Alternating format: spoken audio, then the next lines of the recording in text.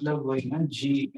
हाँ वही डेरिवेशन कराई होगी। हाँ तो वो तो एक स्कूल में करेंगे।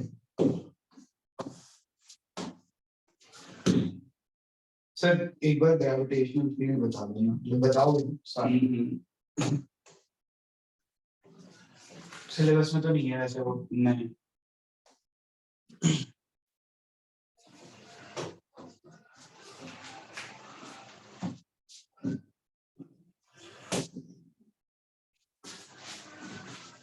ग्रेविटेशनल पोटेंशियल, ग्रेविटेशनल पोटेंशियल क्या है?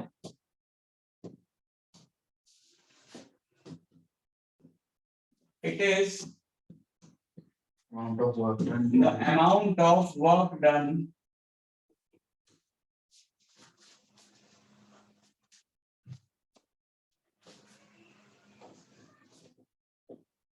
to bring the unit mass from infinity to a point and gravitational potential at a point. It is the property of a point. Gravitational potential at a point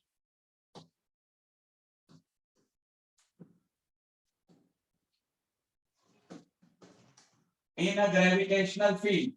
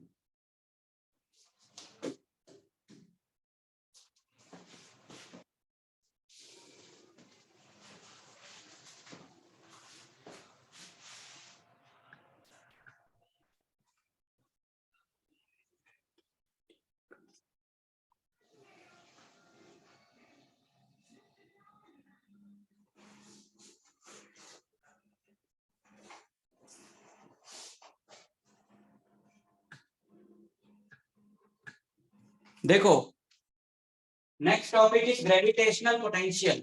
gravitational potential क्या होता है बच्चों? जैसे कोई भी object है, उस object के अराउंड एक ग्रेविटेशनल फील्ड होती है। जैसे मान लेते हैं ये अर्थ है, ठीक है। जैसे मैग्नेट्स के अराउंड क्या होती है? Magnetic field. वैसे ही चार्जेस के अराउंड क्या होती है? Electric field. मैग्नेट्स के अराउंड होती है मैग्नेटिक फील्ड, चार्जेस के अराउंड होती है इलेक्ट्रिक फील्ड, मासेस के अराउंड क्या होती है? Gravitational field. तो ये अर्थ है या कोई भी मास है, लेट अस सपोज अर्थ है, तो उसके अराउंड क्या होगी? Gravitational field. लेकिन ग्रेविटेशनल फील्ड मतलब क्या? इन्फ्लुएंस ऑफ ग्रेविटी, मतलब किसी भी ऑब्जेक्ट के अराउंड उसकी ग्रेविटेशनल फील्ड होती है, ऐसा हम बोल रहे हैं। बट इस बात का मतलब क्या है? किसी भी ऑब्जेक्ट के अराउंड उसकी ग्रेविटेशनल फील्ड होती है, इसका मतलब ये है कि अगर कोई दूसरा मास उस फील्ड में रखा जाएगा तो वो उसकी तरफ अट्रैक्ट होगा। किसी भी फील्ड की वैसे तो कोई शार्प बाउंड्री होती नहीं है, बट मान लेते हैं कि इसकी जो फील्ड है वो यहां तक है, लेट अस सपोज अर्थ की जो ग्रेविटेशनल फील्ड है वो यहां तक है। तो इसका मतलब क्या है, इसका मतलब यह है कि अगर यहां कोई ऑब्जेक्ट रखा जाएगा तो वो अर्थ की तरफ अट्रैक्ट नहीं होगा, और यहां कोई ऑब्जेक्ट रखा जाएगा तो वो अर्थ की तरफ अट्रैक्ट होगा। So that is the meaning of gravitational field ना। मैग्नेटिक फील्ड का मतलब क्या होता है, मैग्नेटिक फील्ड का मतलब है कि मैग्नेट के अराउंड वो रीजन जिसमें तुम आयरन रखोगे तो वो मैग्नेट की तरफ खींचेगा, उसके बाहर रखोगे तो मैग्नेट की तरफ नहीं खींचेगा। अगर हम मैग्नेट से काफी दूर में आयरन रख देते हैं, अगर मैग्नेट से काफी दूर आयरन रख देते हैं तब थोड़ी ना आता है वो मैग्नेट की तरफ, बिकॉज तब वो उस मैग्नेट की मैग्नेटिक फील्ड के बाहर होता है ना। अब एक मिनट बेटा तक क्यों रहा है?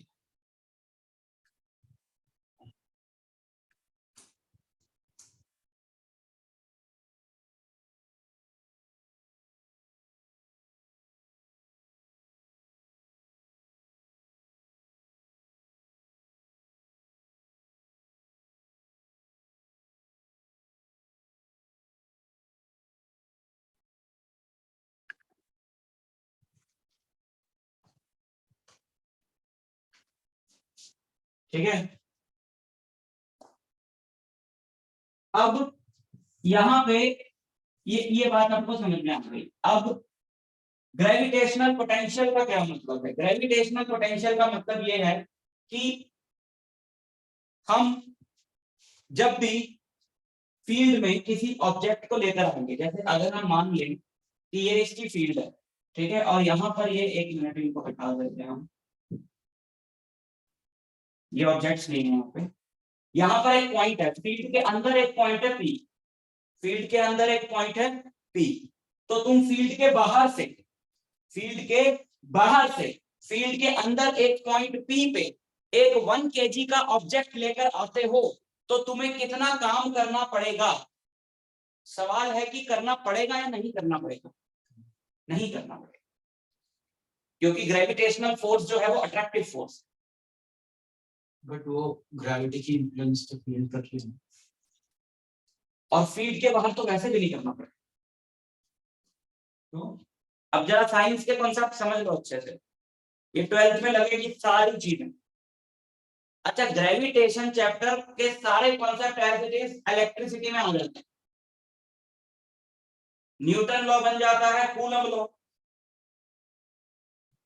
एक्सेलरेशन ड्यू टू ग्रेविटी बन जाती है acceleration of the charge in electric field, बहुत मिलता जुलता फॉर्मूला है। ग्रेविटेशनल फील्ड हो जाती है इलेक्ट्रिक फील्ड, ग्रेविटेशनल पोटेंशियल हो जाता है इलेक्ट्रिक पोटेंशियल। और अगर ये कॉन्सेप्ट समझ में आ गए तो ही वो समझ में आएंगे, नहीं तो समझ नहीं आएंगे, वो बिल्कुल सेम है, बिल्कुल। तो जरा बात को समझो, जब भी हम किसी ऑब्जेक्ट पे काम करते हैं, वर्क करते हैं, अब जैसे इसको ऊपर ले जाने में मेरे को वर्क करना पड़ रहा है, इसको ऊपर ले जाने में मेरे को वर्क क्यों करना पड़ रहा है, क्यों करना पड़ रहा है मुझे इसे ऊपर ले जाने में वर्क? क्योंकि हम ग्रेविटी के अगेंस्ट, क्योंकि हम ग्रेविटी के अगेंस्ट ले जा रहे हैं, हम ऊपर ले जा रहे हैं लेकिन अर्थों से नीचे खींच रही है, तो ऊपर ले जाने में तो हमको वर्क करना पड़ेगा। लेकिन अगर ग्रेविटी हो ही ना तो ग्रेविटी नहीं होगी तो काम नहीं करना, तो काम नहीं करना। अच्छा, क्योंकि हम यहाँ से यहाँ आएंगे तो अगर हम ये मान रहे हैं कि यहाँ पे ग्रेविटी नहीं है तो फिर हम किसी फोर्स के अगेंस्ट काम करना करते हैं। हाँ, all work is due to gravity. यहाँ पे जितना भी हो रहा है, इस बॉडी को इधर ले जाना हो, इधर ले जाना हो, इधर ले जाना हो, काम करना क्यों पड़ रहा है? क्योंकि ग्रेविटी है, ग्रेविटेशनल फील्ड है।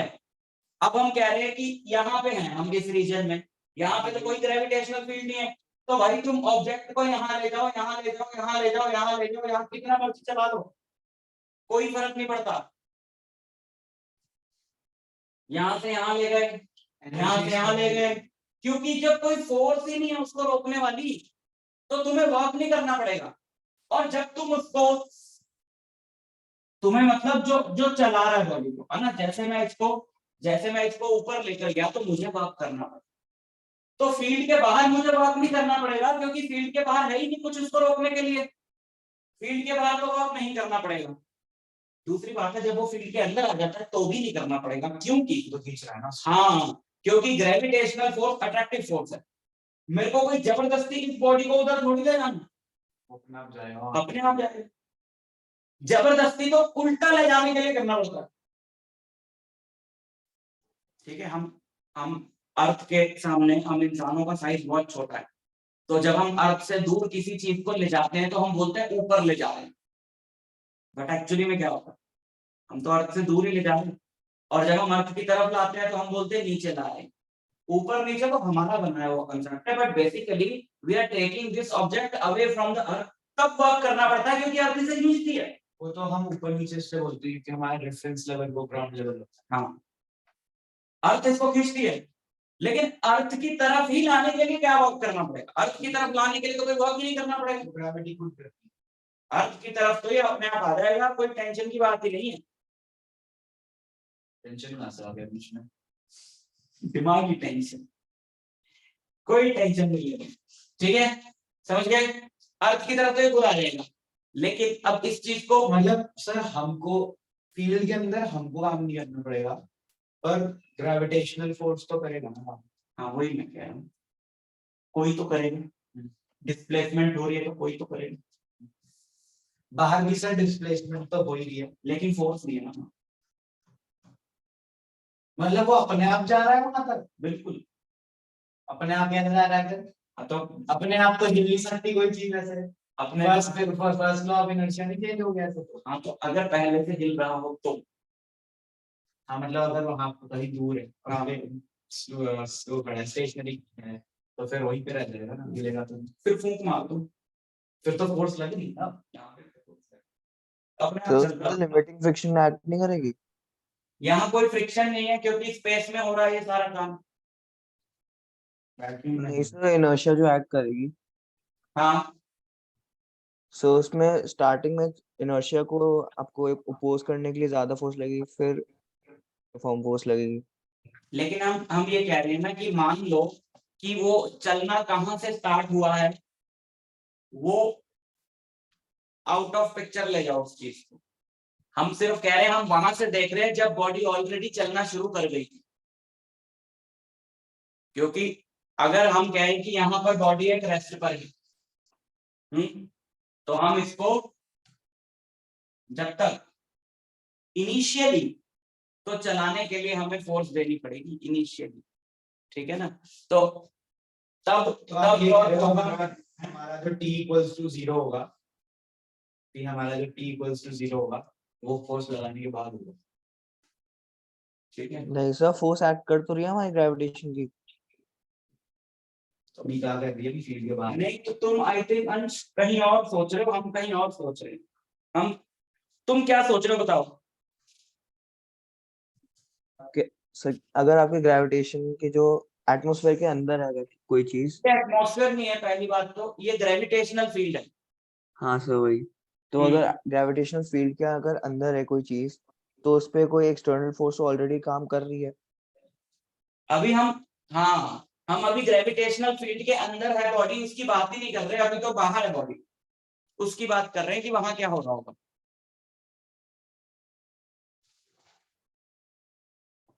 शुरू से समझो, शुरू से समझो। एक बॉडी यहां पर है ग्रेविटेशनल फील्ड के बाहर, आराम से समझो।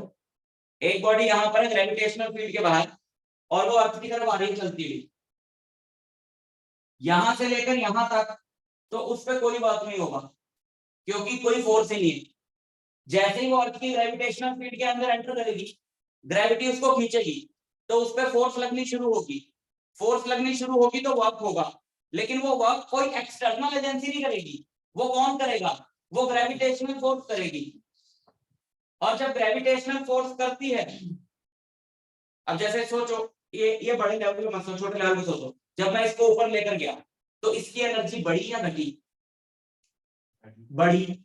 जब मैं इसको ऊपर लेकर गया तो इसकी एनर्जी बढ़ी, क्योंकि मैंने वर्क किया, मैंने अपनी एनर्जी खर्च करी इसको ऊपर ले जाने में। तो जो मेरी एनर्जी खर्च हुई इसको ऊपर ले जाने में, वो इसमें भर गई in the form of potential energy. अगर मैं इसको 2 मीटर ऊपर लेकर गया हूं तो इसको मैंने 10 जूल एनर्जी दे दी मान लो, तो जब ये वहां से वापस 2 मीटर नीचे आएगी तो ये वो 10 जूल क्या कर देगी? खर्च कर देगी। अब अगर यहाँ पे इसकी 50 है तो यहाँ कितनी हो गई? 60, यहाँ पे 60 हो गई, लेकिन फिर यहाँ आके वापस कितनी हो गई इसकी 50, है ना। लेकिन अब ये जो बॉडी ऐसे आ रही है अर्थ की तरफ, ये तो अर्थ की तरफ आ रही है, तो इस पे वर्क नहीं हो रहा, ये वर्क कर रही है। ये जो सिचुएशन है, ये तो यही सिचुएशन है ना, ये तो ये सिचुएशन है, तो ये बॉडी में कोई वर्क नहीं कर रहा, वो अपनी एनर्जी खर्च कर रही है, वो अपनी एनर्जी खर्च कर रही है। वो ये बॉडी जब अर्थ की तरफ आती है तो अपनी एनर्जी खर्च करके आती है, क्योंकि उसको कहीं मतलब इनिशियली जब वो बाहर थी, हमने कहीं मतलब कहीं ना कहीं से उसको फोर्स मिली थी कि वो चल रही थी, तो तब हाँ। उसके पास एनर्जी आई थी। हाँ, फिर वो जब अंदर आई, फील्ड के अंदर आई, तो वो फील्ड में से अर्थ के पास जाने के लिए अपनी एनर्जी खर्च कर रही है। हाँ, लेकिन अगर ऐसा सच में होता, अगर ऐसा सच में होता तो बॉडी के पास एक लिमिटेड एनर्जी होती और वो लिमिटेड एनर्जी खर्च करके कहीं बीच में रुक जाती, हाँ। तो वो अर्थ की तरफ गिर ना पाती ना, लेकिन हर बॉडी अर्थ की तरफ गिरती है। तो हमने क्या मानना है वो सोचो, पहले मुझे पूरा समझाने दो। बॉडी की एनर्जी यहाँ से लूज होनी शुरू हुई, जब बॉडी अर्थ की ग्रेविटेशनल फील्ड के अंदर आ गई तब बॉडी की एनर्जी लूज होनी शुरू हुई, और लूज होते होते होते होते होते होते होते होते कब तक लूज होती गई, जब तक बॉडी अर्थ पे गिर नहीं गई। बॉडी जब अर्थ की ग्रेविटेशनल फील्ड के अंदर आके अर्थ की तरफ गिर रही है तो वो लगातार अपनी एनर्जी क्या कर रही है, लूज कर रही है, लगातार अपनी एनर्जी क्या कर रही है, लूज कर रही है, क्योंकि वो वर्क कर रही है।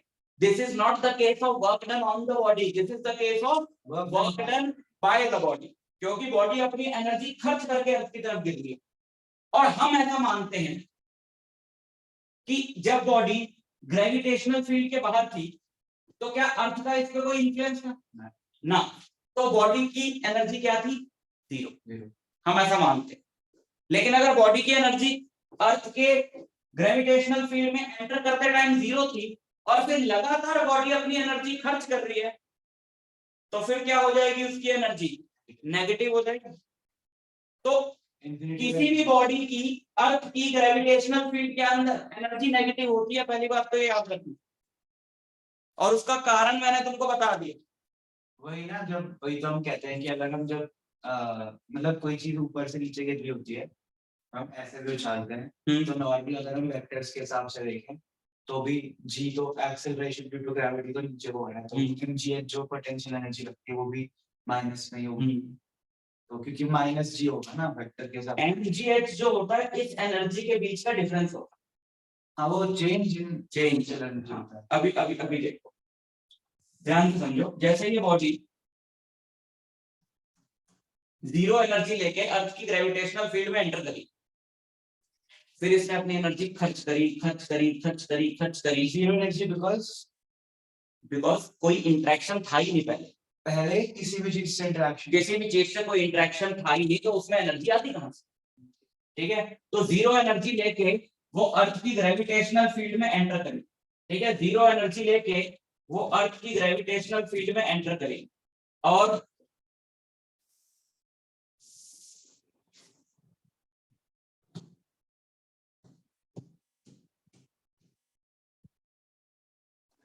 यहां से जीरो लेकर एंटर करी, कम होती गई, मान लो इस पॉइंट पी पर है बॉडी, इस वक्त बॉडी इस पॉइंट पी पे है, तो जो इसकी ऑलरेडी एनर्जी जीरो थी उसकी कम होती यहाँ पे नेगेटिव ही होगी उसकी एनर्जी। मान लेते हैं ये बॉडी जो आ रही है ना, ये तो अर्थ हो गई, चलो इसका मास है कैपिटल एम, वो तो हमें पता है कितना है। ये जो बॉडी आ रही है ना, इसका भी अपने को मास पता है। ये जो बॉडी आ रही है मान लो ये 5 kg की है, लेट अस से कि ये 5 kg की बॉडी, अब यहाँ पे इसकी एनर्जी घटते लेट अस से यहाँ पे इसकी एनर्जी है -60 जूल, मान लो। समझ आई बात, घटते यहाँ पे इसकी एनर्जी कितनी है, -60 जूल। इसका मतलब है इसको यहाँ तक आने में कितना काम करना पड़ा, 60 जूल को। इसको यहाँ तक आने में कितनी एनर्जी खर्च करनी पड़ी, 60 जूल, यानी इसको यहाँ तक आने में कितना काम करना पड़ा, 60 जूल। एंड ये काम किसने करा, बॉडी ने करा। ये कौन सी फोर्स का वर्क है, ग्रेविटेशनल फोर्स। सारी बातें समझ में आ गई। अब पोटेंशियल क्या है, so potential at P, gravitational potential at a point in a gravitational field is equal to work done in bringing a unit mass. Unit मतलब 1 kg. Unit mass from infinity. Infinity मतलब field के बाहर to that point. क्या है? Field के बाहर से field के किसी पॉइंट पे लाने के लिए 1 kg की बॉडी को जितना वर्क करना पड़ेगा,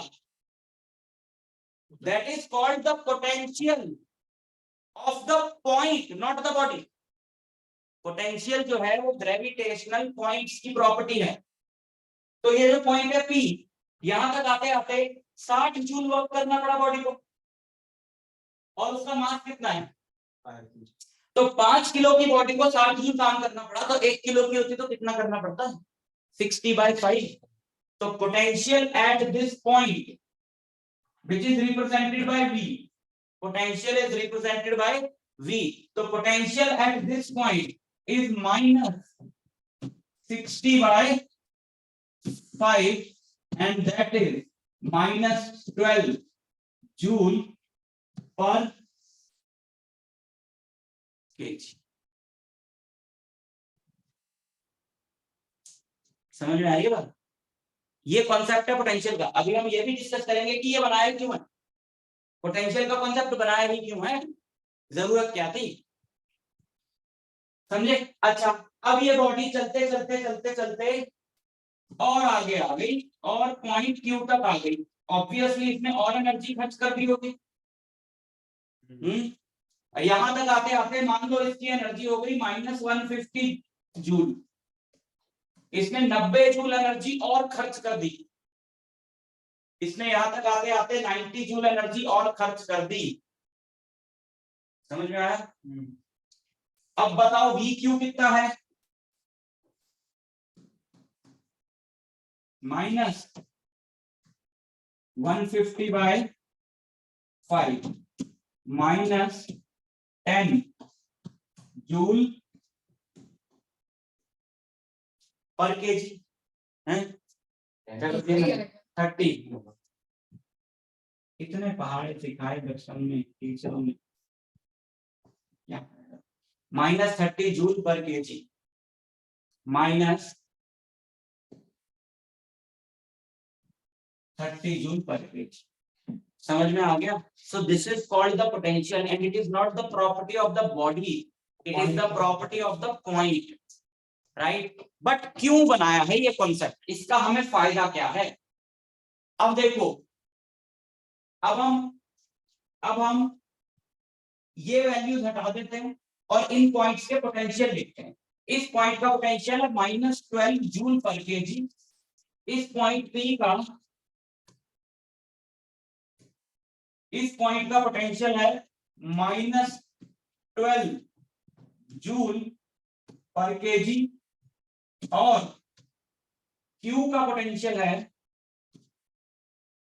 -30 जूल पर केजी। ठीक, पोटेंशियल अपने को पता है, लेकिन क्या फायदा? ध्यान से सुनो, ये वैल्यू कहती है इस पॉइंट पे 1 केजी की बॉडी को लाना हो तो 12 जूल काम करना पड़ेगा, यही कहती है ये वैल्यू। अगर 1 केजी की बॉडी को इस पॉइंट पे लाना हो तो वो 12 जूल काम करेगी इंफिनिटी से इस पॉइंट तक आने के लिए, और 1 केजी की बॉडी इंफिनिटी से इस पॉइंट तक आएगी तो 30 जूल काम करेगी। अब ये दोनों पॉइंट्स कहाँ हैं? एक यहां है और एक यहां। मैं सोचूं तो कौन सा पास में, कौन सा मिले? क्यू। मैं यहां खड़ा हूं, अर्थ पे, क्यू ये रहा और पी ये रहा, तो मुझे ये पता है। अब ध्यान से सुनना बात, अब हमारे काम की बात अब आई है कि पोटेंशियल का कॉन्सेप्ट हमने बनाया। यहाँ पे मेरे को पता है कि कोई बॉडी इंफिनिटी से जब आई होगी 30 जूल काम किया होगा उसने, और यहाँ पे मेरे को पता है कोई बॉडी 1 केजी की बॉडी इंफिनिटी से आई होगी तो उसने कितना काम किया होगा? 12 जूल। अब मेरा पर्पस क्या है, हम इंसानों का पर्पस क्या है? हम ये जानना चाहते हैं कि एक बॉडी को यहां से यहां ले जाना हो तो कितना काम करना पड़ेगा, क्योंकि अपने को काम तो अगेंस्ट ले जाने के लिए ही करना है। तो हम इंसानों का सवाल हमेशा ये रहता है कि भाई यहाँ से यहाँ ले जाना, कितना काम करना पड़ेगा। और हम क्या चाहते हैं, हम चाहते हैं कि इस बात का जवाब इस बात पे ना डिपेंड करे कि बॉडी कौन सी है। अगर मैं इनसे पूछ रहा हूँ यार यहाँ से यहाँ बॉडी को ले जाने कितना काम करना पड़ेगा, और बोले अच्छा पहले बॉडी बताओ कौन सी, नहीं, हमें पॉइंट्स का पोटेंशियल पता है ना कि यहां तक एक बॉडी को लाने में कितना खर्चा होता है।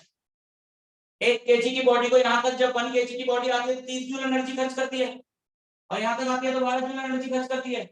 अब मुझे कहां से कहां ले जाना है उसको, मुझे ले जाना है यहां से यहां, तो जिसकी एनर्जी -30 है मुझे वापस उसकी -12 करनी पड़ेगी, क्योंकि उस पॉइंट का -12 होनी चाहिए। तो जिसकी एनर्जी -30 है मेरे को वापस उसकी -12 करनी पड़ेगी, तो मुझे उसे कितनी देनी पड़ेगी, 18। तो मुझे पहले से पता है, कि एक बॉडी को Q से P तक लेकर जाऊंगा तो 18 जूल का काम करना पड़ेगा। 1 kg की बॉडी को ले जाऊंगा, वो बॉडी कौन सी है तो दैट इज नॉट इंपॉर्टेंट, वो मुझे पहले से पता कि अगर मैं यहां से यहां तक एक kg की बॉडी को लेके जाऊंगा, यहां से यहां तक 1 kg की बॉडी को लेके जाऊंगा तो मुझे 18 जूल काम करना है। तो 2 kg को लेके जाऊंगा तो 36 जूल करना, 3 kg के लेके जाऊंगा तो 54 करना, 4 को लेके जाऊंगा 72 करना, पहले से पता। पोटेंशियल जो है ना ग्रेविटेशनल फील्ड में वही काम करता है जो सब्जी मंडी में रेट करता है। तुम आलू कितने खरीदोगे रेट इस बात पे डिपेंड नहीं करता। आलू 20 रुपए किलो है, फिक्स है। तुमने 2 किलो खरीदने हैं तो तुम 40 रुपया दोगे, इस बंदे ने 3 किलो खरीदने हैं तो ये 60 रुपया देगा। सो ये जो पॉइंट पे पोटेंशियल है ना, ये एनर्जी का रेट है कि यहाँ लाने के लिए इतना करना पड़ेगा, 1 kg की बॉडी को यहाँ लाने के लिए इतना करना पड़ेगा। तुमने 2 kg की ले जानी है, यहाँ से यहाँ निकाल लो। तुमने 4 kg की ले जानी है, यहाँ से वहां निकाल लो, तुम्हें कितना करना पड़ेगा। सो ये हमें अपना एफर्ट बताता है कि मेरे को जब बॉडी यहाँ से यहाँ ले जानी होगी तो मुझे कितना काम करना पड़ेगा। अगर मुझे हर पॉइंट का पोटेंशियल पहले से पता होगा तो मैं निकाल सकता। समझ में आएगा। और सेम कॉन्सेप्ट आएगा इलेक्ट्रिक पोटेंशियल 12th में, पहले ही चैप्टर में। फिर आएगी दिक्कतें, तुम सबको क्लियर होना चाहिए कॉन्सेप्ट, बिकॉज इसके अंदर एक डेरिवेशन भी है, बच्चे को डेरिवेशन याद कर लेते हैं तो समझते बस पोटेंशियल का टॉपिक हो गया। पोटेंशियल का जो कॉन्सेप्ट ये जो समझाया है ना, ये समझ में आना जरूरी है। डेरिवेशन तो 5 मिनट में हो जाएगा, डेरिवेशन कोई बड़ी चीज को, ठीक है, समझ में आया। अच्छा, दूसरी बात यह है ग्रेविटेशनल पोटेंशियल एनर्जी क्या है। तो जो पर केजी का है वर्क, पर केजी का, उसे पोटेंशियल बोलते हैं, और जो टोटल है उसे एनर्जी बोलते हैं, और वो बॉडी की प्रॉपर्टी है। देखो अब बड़ी इंटरेस्टिंग बात है, इस पॉइंट P तक तुम इनफिनिटी से कोई भी बॉडी लेके आओगे अलग अलग मास की, ऑब्वियसली उसे अलग अलग वर्क करना पड़ेगा, लेकिन जब भी वर्क बाय मास निकालोगे सबका -12 ही है। पोटेंशियल पॉइंट की यूनिक प्रॉपर्टी है, वो ये बताता है कि यहां तक 1 किलो की बॉडी जब आती है तो उसे 12 जूल काम करना पड़ता है। वो चाहे 10 किलो की हो तो 120 करके आएगी, है ना, और 5 की थी तो 60 करके आई, और 3 की थी तो 36 करके आती। लेकिन यहां पे किसी भी बॉडी का पोटेंशियल निकालोगे तो कितना आएगा, 12 जूल पर केजी। लेकिन पर केजी तो सेम आएगा, लेकिन टोटल तो सबका अलग अलग आएगा। जो 5 केजी की है उसका 60 आएगा, जो 3 केजी की है उसका 36 आएगा, जो 10 केजी की है उसका 100 आएगा। And that is called potential energy, that is called potential energy, and potential energy is the property of the body, not the point. तभी तो सब बॉडीज का अलग अलग है, but potential is the property of the point. But potential energy is the property of not one body, both the bodies. क्योंकि तुम्हें क्या लगता है, अगर पॉइंट यही रखता लेकिन यहाँ पे मैं अर्थ हटा के जुपिटर रख दूं तो क्या तब भी यहाँ पे वही रहेगा, टोटल एनर्जी बदल जाएगी ना, क्योंकि जुपिटर तो और ज्यादा खींचेगा। इतना अंदर आते आते 12 जूल का काम किया 1 केजी की बॉडी ने अर्थ की ग्रेविटेशनल फील्ड में, जुपिटर की ग्रेविटेशनल फील्ड में तो 100 जूल का कर देगा। So potential energy is not the property of one body. It is never a property of one body. Potential energy is the property of two bodies, always two bodies, because potential energy is a result of interaction between the bodies. एक अकेली body किससे interact करेगी, potential energy interaction का result होती है। Potential energy का concept तभी आया जब ये बॉडी थी और इसने उसको खींचा, तभी उसको वर्क करना पड़ा, वरना वो वर्क क्यों करती। So potential energy is always the property of a system. System मतलब दो bodies. तो सब मतलब जितना वर्क हमारी बॉडी कर रही है उतना ही वर्क क्या प्लैनेट भी करेगा। किस पे, बॉडी पे, हमारी बॉडी किस पे कर रही है, प्लैनेट पे कर रही है। ये वर्क ऐसा नहीं होता है। तो हमारी बॉडी, आपने बोला कि जैसे हम मतलब बॉडी एंटर कर रही है ना फील्ड को, तो बॉडी काम कर रही है, तो वो वर्क किसके ऊपर कर रही है, अपने ऊपर। अपने ऊपर बॉडी काम नहीं कर रही है, ग्रेविटेशनल फोर्स काम कर रही है बॉडी। ग्रेविटेशन, हाँ ठीक है। तो पर वो दोनों तरफ जाएगा ना फिर। हाँ दोनों, अगर मतलब हम एक बॉडी का निकाल देते हैं तो ऐसा नहीं, वो एक बॉडी का तुम निकाल ही नहीं सकते, वो सिस्टम का ही वो सिस्टम का ही बनेगा, क्योंकि अभी हम उसका फॉर्मूला निकालेंगे इसमें दोनों के मास आएंगे, तो एक बॉडी का तो निकाल ही नहीं सकते ना कभी भी। ठीक है, सो जनरली हम देखें कि किसी भी पॉइंट P पे पोटेंशियल क्या होगा, Vp, किसी भी पॉइंट P पे पोटेंशियल क्या होगा, अगर उस पॉइंट तक एक m मास की बॉडी लाएंगी और W वर्क करना पड़ा तो Vp इज W बाय,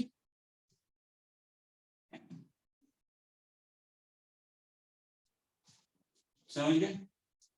तुम यहाँ पे लिख लेना एक लाइन, यहाँ पे एक लाइन लिख लो इस फॉर्मूले को लिखने से पहले कि if a body of mass m is brought to a point P, if a body of mass m is brought to a point P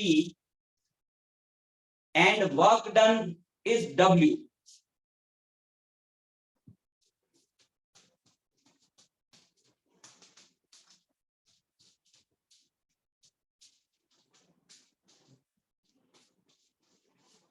then potential at point P is the Vp equal to W by m. Then potential at point P is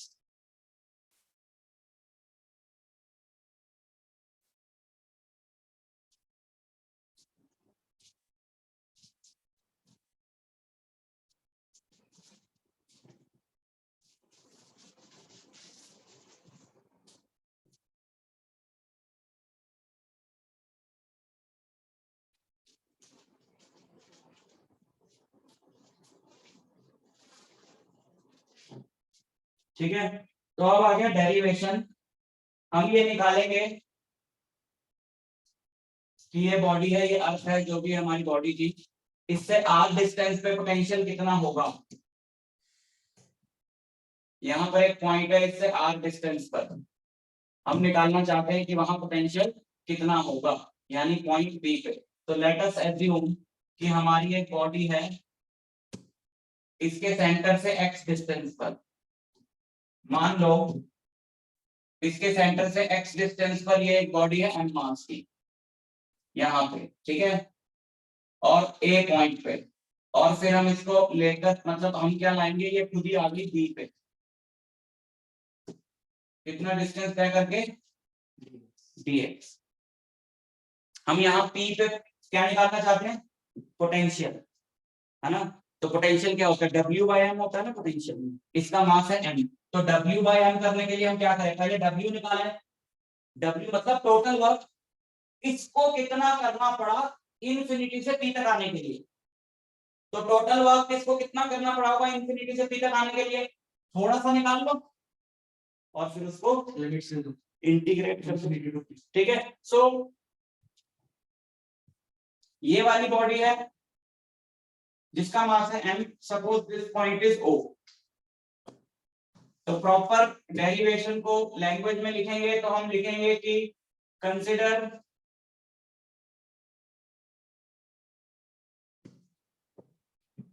a body of mass m at a distance of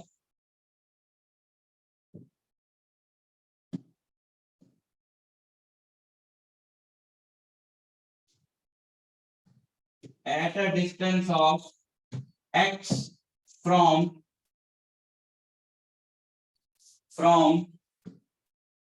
the center of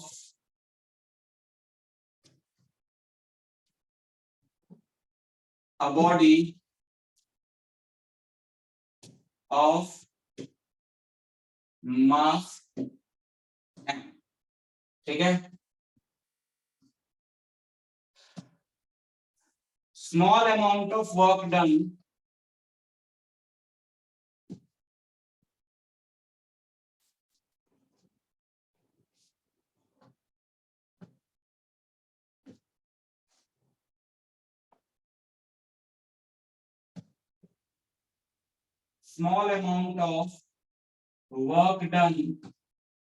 to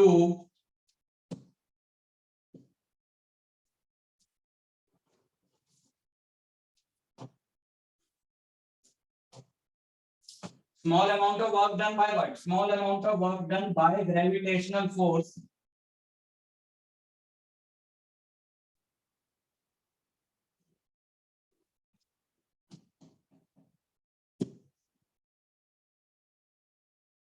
small amount of work done by gravitational force to move this body through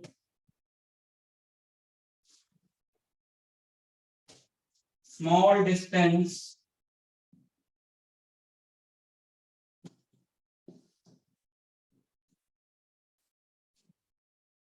dx towards m,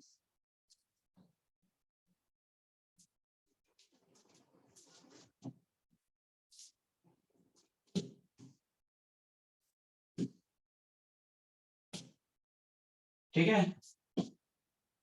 Small amount of work done by gravitational force to move this body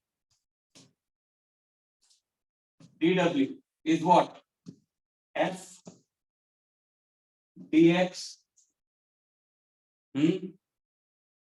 देखो gravitational force किधर लग रही है?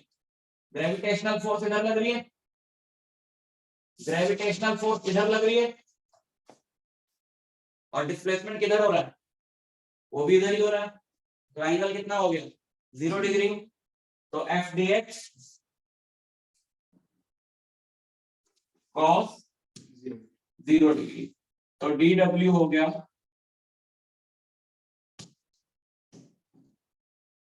F D x. अच्छा F क्या होगा? Gravitational force. हाँ वो क्या है? सिंस एफ इज व्हाट, अभी बॉडी कहां पर है? ए पर है ना, तो एफ होगा G M M by X square, है ना, G M by X square. Sir by dx square नहीं होगा? नहीं dx स्क्वायर नहीं होगा, बिकॉज ये रहा m डिस्टेंस तो इनके बीच में x स्क्वायर और ये रही ये बॉडी, तो इन दोनों के बीच का डिस्टेंस लिया जाता है ना न्यूटन लॉ ऑफ ग्रेविटेशन में। इन दोनों के बीच का डिस्टेंस कितना है? x। Okay sir, understood. हाँ सर जब हम इंटीग्रेशन लाएंगे तो उसमें लिमिट्स क्या लेंगे हम? लिमिट्स हम किसकी लेते हैं? dx लिखा है तो x की लिमिट लेंगे। हाँ। फाइनल लिमिट क्या होगी बताओ? फाइनली बॉडी यहां तक लानी है तो इंफिनिटी टू p तक करेंगे। p तो पॉइंट का नाम है, x की वैल्यू क्या है? p पे x की वैल्यू क्या है? x माइनस, अरे p पे x की वैल्यू r है, x is what? x is distance from the center. तो p पे distance from the center क्या है? r.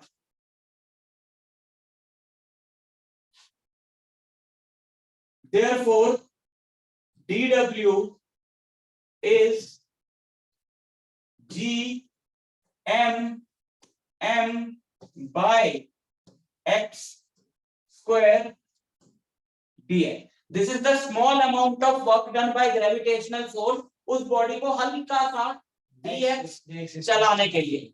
बट हमें कितना चलाना है? हमें तो टोटल वर्क चाहिए कि बॉडी इनफिनिटी से इस पॉइंट तक आई तो टोटल वर्क कितना हुआ. यानी कि x इनिशियली क्या होना चाहिए? x वेरिएबल है, उसी की लिमिट्स लगेंगी. तो जब बॉडी इनिशियली इंफिनिटी पे है यानी कि x की इनिशियल वैल्यू क्या है? इंफिनिटी. और फाइनली बॉडी पॉइंट P पे है तो सेंटर से डिस्टेंस तक क्या है? r.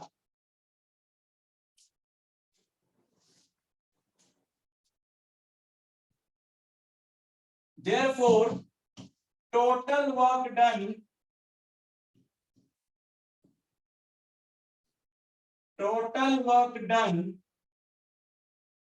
to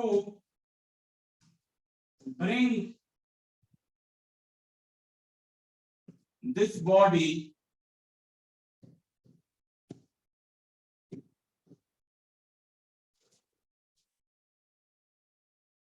from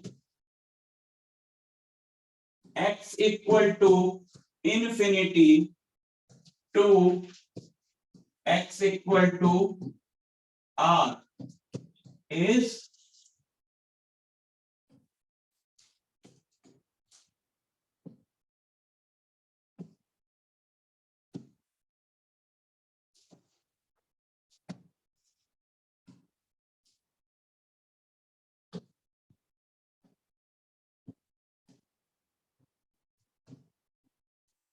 अब हम इसको इंटीग्रेट करेंगे. जब मैं तुम्हें स्टार्टिंग में इंटीग्रेशन सिखा रहा था तो मैंने तुम्हें ये क्वेश्चन दिया था तब इंटीग्रेट करने को और तुमने सही किया भी था बट अब तुम भूल गए हो.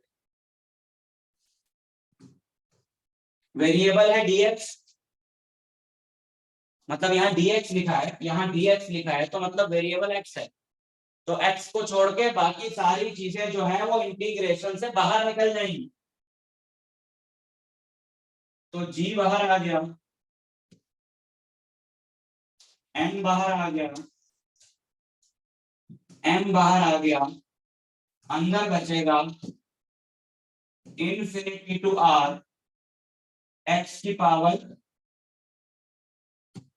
-2 और x to the power n का integration x to the power n+1 divided by n+1.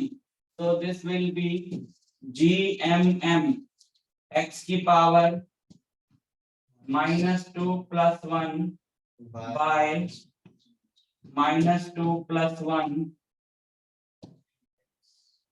dx तो चला गया ना. dx हट जाता है ना जब इंटीग्रेट होता है सर.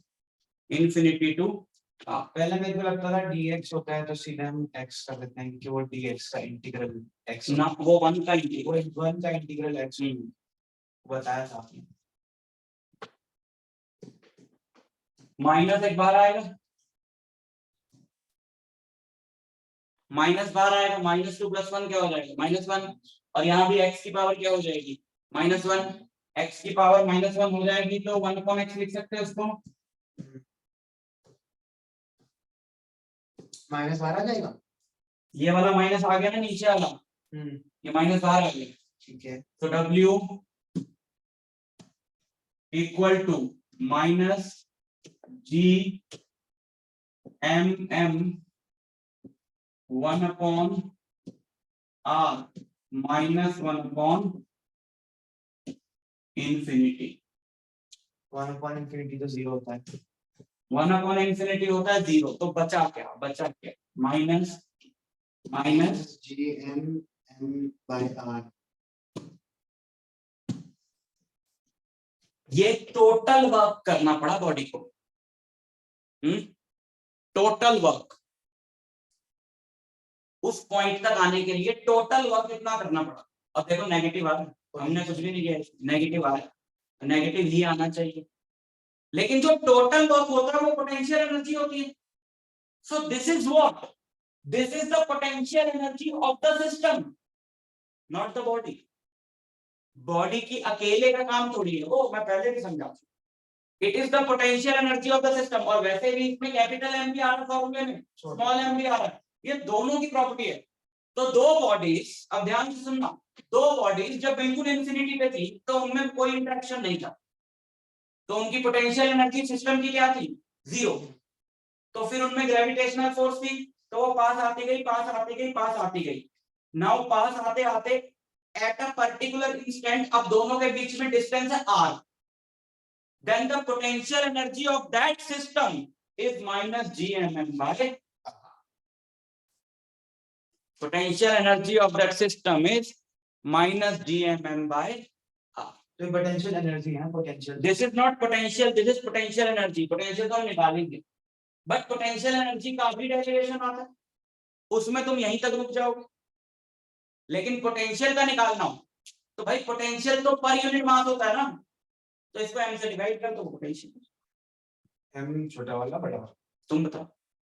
बॉडी काम कर रही है, हाँ तो छोटा होगा। छोटा।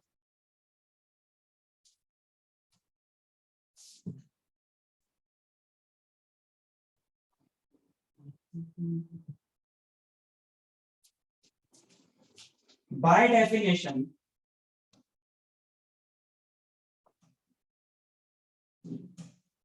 definition, Vp is W by mass mass of the body जो आ रही है, तो minus GMM by R into M। so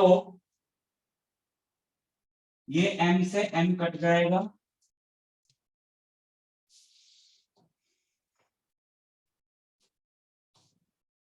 तो वीपी क्या है? Vp potential at point P लिखा ना मैंने,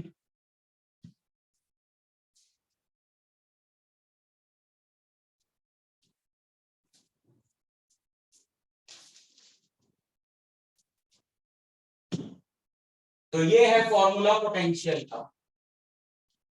देखो W बाय M तो है ही, बाय डेफिनेशन वो फॉर्मूला तो है ही, बट ये फॉर्मूला है कैपिटल M की टर्म्स में, वो फॉर्मूला है स्मॉल m की टर्म्स में। वो फॉर्मूला तो उस बॉडी की टर्म्स में है जो लाई गई है, ये फॉर्मूला उस बॉडी की टर्म्स में है जिसकी ग्रेविटेशनल फील्ड में दूसरी बॉडी लाई गई। सिंपली बोले तो जो पहला वाला जो डेफिनेशन वाला फॉर्मूला है वो अंदर, मतलब वो अंदर आती हुई बॉडी के फ्रेम से है, और जो ये वाला फॉर्मूला है वो खींचती हुई बॉडी के फ्रेम से। हाँ ठीक, और लिख लो SI unit of gravitational potential is joule पर केजी, जो हम बार बार लिख रहे हैं जूल पर KG. SI unit of gravitational potential is joule पर KG and most important scalar होता है। यस, तुम्हें पहले बताओ तुम्हें क्या लिखना था। ग्रेविटेशनल, अब सर इतना आपने मोस्ट इम्पोर्टेंट पे स्ट्रेस किया है, तो बहुत ऐसे ही कुछ हो सकता है। बहुत चीजें हो सकती है, मोस्ट इंपॉर्टेंट तो कनेक्शन बन सर, सोते सोते कनेक्शन बना दिया ना। Gravitational potential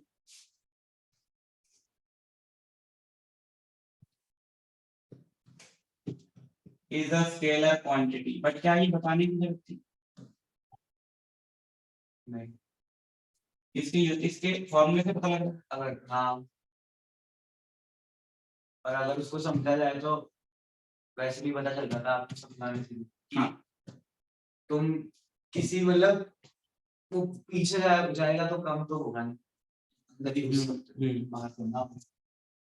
WIM work scalar, मास स्केलर, तो ये वेक्टर तो होने से रहा। दो वेक्टर्स का प्रोडक्ट तो स्केलर हो सकता है, दो स्केलर्स का प्रोडक्ट वेक्टर थोड़ी हो सकता है। So potential is a scalar quantity, but ये इंपॉर्टेंट क्यों है बात? बिकॉज ये हमें अगर ये बात नहीं पता होगी तो हमें इसके क्वेश्चंस बहुत मुश्किल लगेंगे न्यूमेरिकल्स, लेकिन अगर हमें ये बात पता है तो वो न्यूमेरिकल्स बहुत इजी पोटेंशियल ऐड हो जाता है ना। हाँ, वरना तुम पता नहीं डायरेक्शन लगाते रहो। So gravitational potential is a scalar quantity and this is the formula for potential energy. समझ गए ना? तो जो टोटल करना पड़ा, टोटल वर्क करना पड़ा, वो पोटेंशियल एनर्जी, वो बॉडीज की प्रॉपर्टी है, लेकिन दोनों बॉडीज की प्रॉपर्टी है, हाँ। सिस्टम की प्रॉपर्टी। हाँ, वो सिस्टम की प्रॉपर्टी, लेकिन जो 1 kg के लिए करना पड़ा वो पॉइंट की प्रॉपर्टी है and that is called potential. अब वो पॉइंट की प्रॉपर्टी हम बड़ी वाली बॉडी के टर्म्स में निकाल सकते हैं, छोटी वो मतलब पॉइंट की प्रॉपर्टी हम जो खींच रही है और जो आ रही है, हाँ, वो पॉइंट की प्रॉपर्टी जो बॉडी आ रही है उसकी टर्म्स में भी निकाल सकते हैं और जो खींच रही है उसके टर्म्स में भी निकाल सकते हैं। तो क्वेश्चन में देख लेना क्या दिया हो दोनों, समझ गए? तो जनरल फॉर्मूला, चलो ये तो हो गया पोटेंशियल एनर्जी का फॉर्मूला, बट हम उसको जनरल वे में लिखते हैं हमेशा, वैसे ही तुमको याद रखना है ग्रेविटेशनल पोटेंशियल एनर्जी।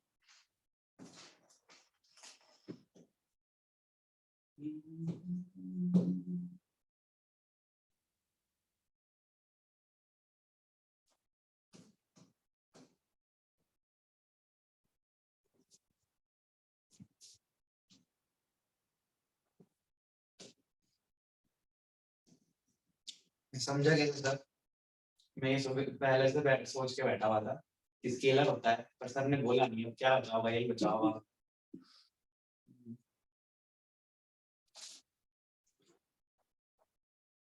शुरू में अगर वो चीज बता दी जाती तो समझ में नहीं आता कि क्यों। एक तो समझ में नहीं आता, दूसरा कि न्यूमेरिकल्स होते हैं बाद में, उसमें ज्यादा जरूरत है, तो वो टाइमिंग सेट करके रखनी पड़ती है टीचर को हिसाब से।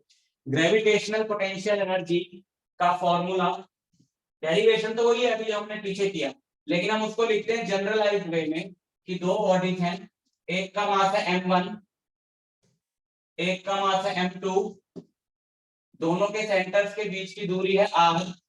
तो इस सिस्टम की ग्रेविटेशनल पोटेंशियल एनर्जी U से डिनोट करते हैं और वो होती है G m1 m2 by r, है ना? ये फॉर्मूला तो ये है minus G capital M small m by r, but वो तो हमने स्पेशली डेरिवेशन के लिए कैपिटल M स्मॉल m वो लिया था, बट यहाँ से हमको पता लगा कि general formula is minus G m1 m2 by r। तो इस वे में तुमको याद रखना है, और साथ ही ये भी याद रखना है कि क्या बोलने वाला हूं, साथ ही ये भी याद रखना है कि यही है ग्रेविटेशनल पोटेंशियल एनर्जी का फॉर्मूला, ना कि mgh। वो डिफरेंस इन मेरे को mgh तो लग ही रहा था, बोलोगे उसके बारे में? mgh मैंने उस टाइम भी तुमको जब वर्क एनर्जी पावर पढ़ाया था तो मैंने बहुत जोर देकर ये बात बोली थी कि mgh is not the formula for potential energy, it is the formula for potential energy change difference. मैंने बोला ना कि यहां से मैं इसको यहां लेकर जाऊंगा तो मुझे 18 जूल वर्क करना पड़ेगा, दैट इज mgh, और हम प्रूव कर सकते हैं ऐसा। देखो ये अर्थ है,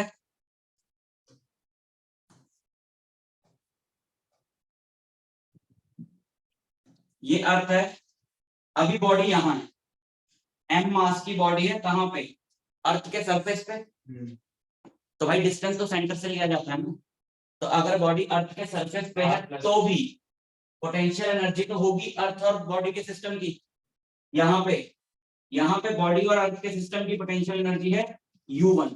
इस फॉर्मूले से बताओ U1 आया कितना? माइनस G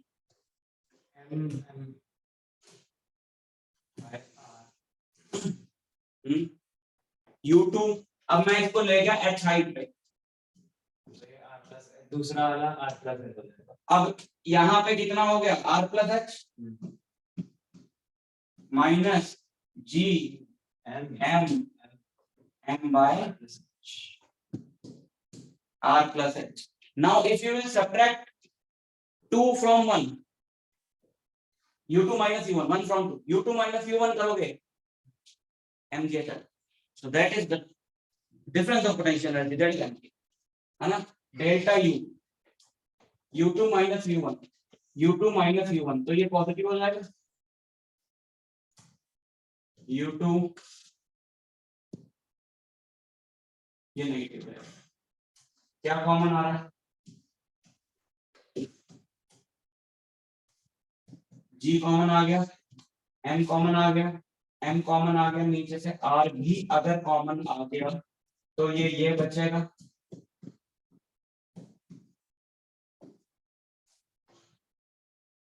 है ना. इसको ऊपर ले जाएं.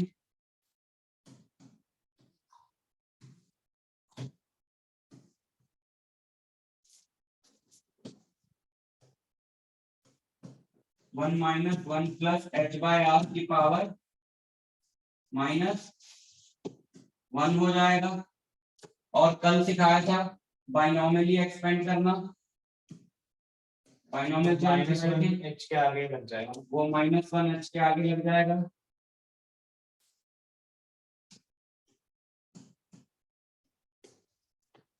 ये माइनस वन यहाँ लग जाएगा, माइनस माइनस प्लस हो जाएगा, ब्रैकेट खुल के वन से वन कट जाएगा. और ये जो बचा है इसको ऐसे लिखा जा सकता है.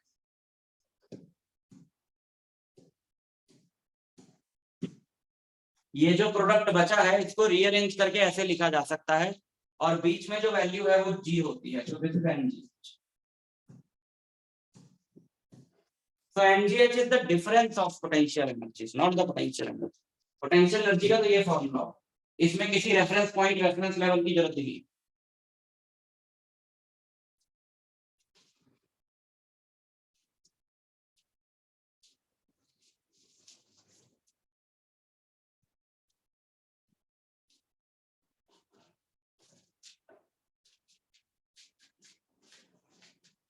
समझ रहा है.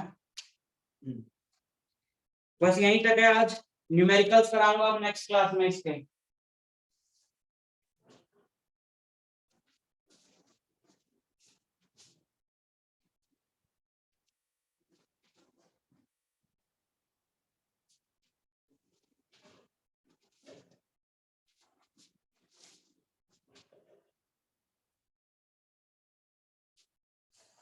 Bye sir.